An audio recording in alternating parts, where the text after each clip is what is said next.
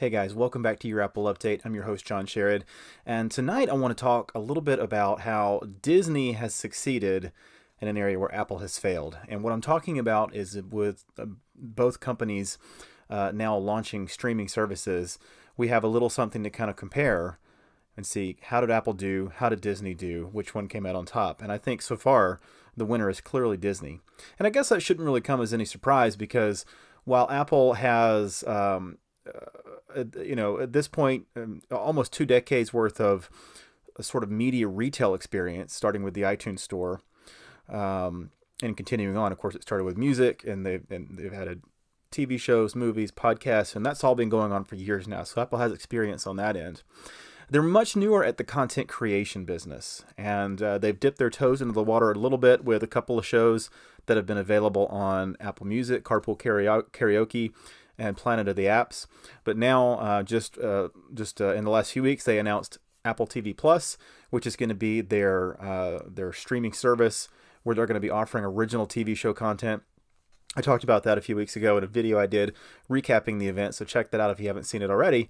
But of course, now this week, yesterday, as of the date of this recording, Disney had an event for its investors where they gave a lot more details about Disney Plus, which is Disney's service.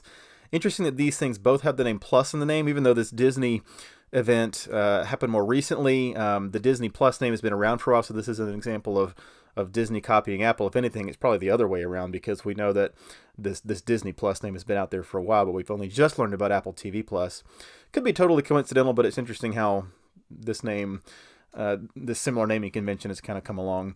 And it's really interesting to be talking about these two companies together, period. I was just talking to a friend on Facebook about this, about how back in the late 90s and early 2000s when Apple was not nearly the company that it is now. In fact, Apple was very close to going out of business.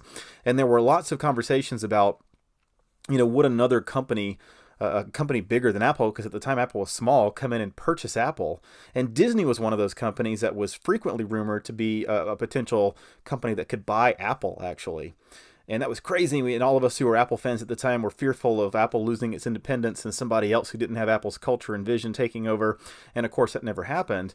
And in recent years, Apple has become so big, becoming by some some ways of reckoning the largest, wealthiest company in the world.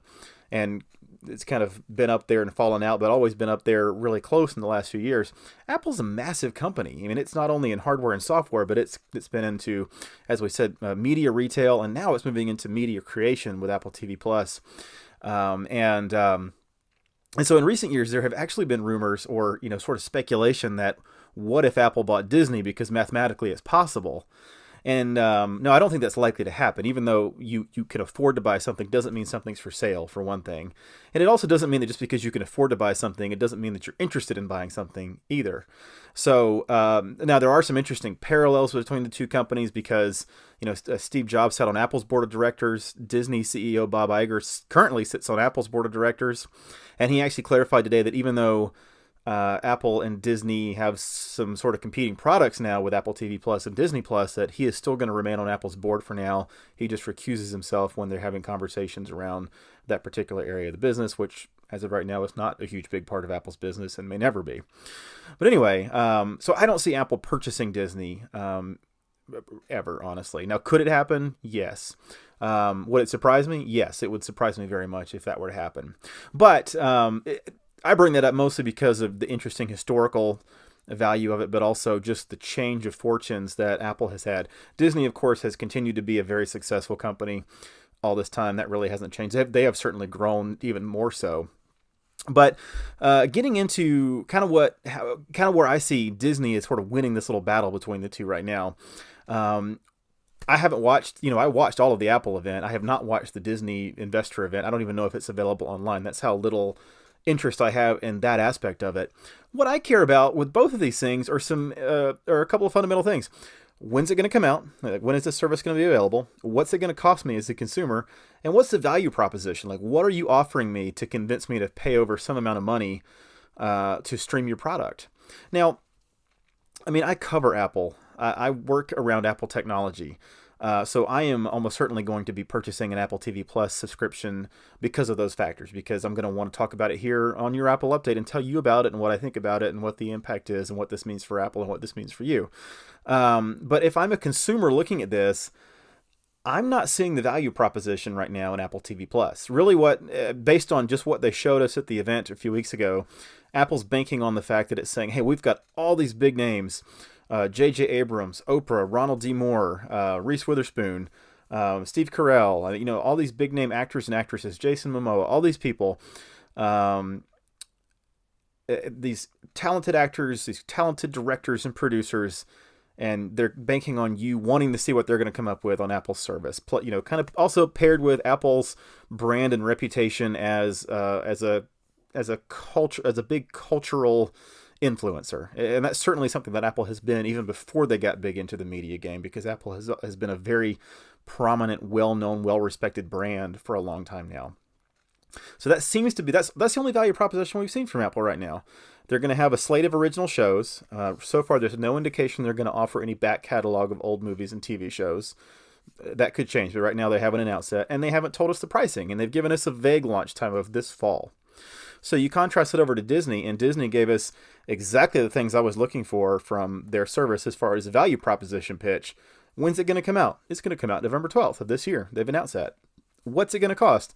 It's going to cost you $6.99 a month or $69.99 a year, which saves you a little bit of money if you pay the whole year up front. And then, of course, they've told us what the value proposition is. They're going to be offering hundreds of titles from Disney's back catalog of TV shows and movies.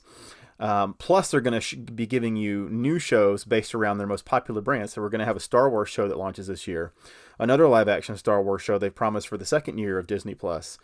They've announced several different Marvel shows that they've promised that will be tied into the Marvel Cinematic Universe movies.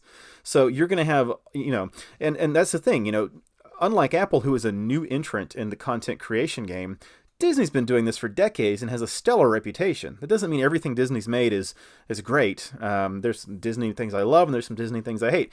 But on the whole, when you think of Disney's entire history and their catalog, you think of that as a discerning quality brand who has been giving you entertaining products year after year and has made really wise acquisitions in the last year, purchasing Star Wars, Marvel, now 20th Century Fox, which includes things like The Simpsons.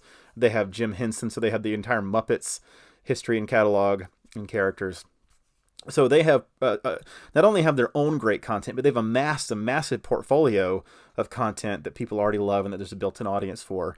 And they're going to be offering you that this fall for $6.99 a month. The cheapest Netflix plan right now is $8.99 a month, but if you want the top end plan that includes the ability to watch content in 4K, it's around $15 a month, and that's the deal I pay for right now because I have a 4K TV and I want to get the best content, the highest quality content I can. Disney is saying here's one price per month, one price per year, but one tier. There's not like multiple tiers at this point.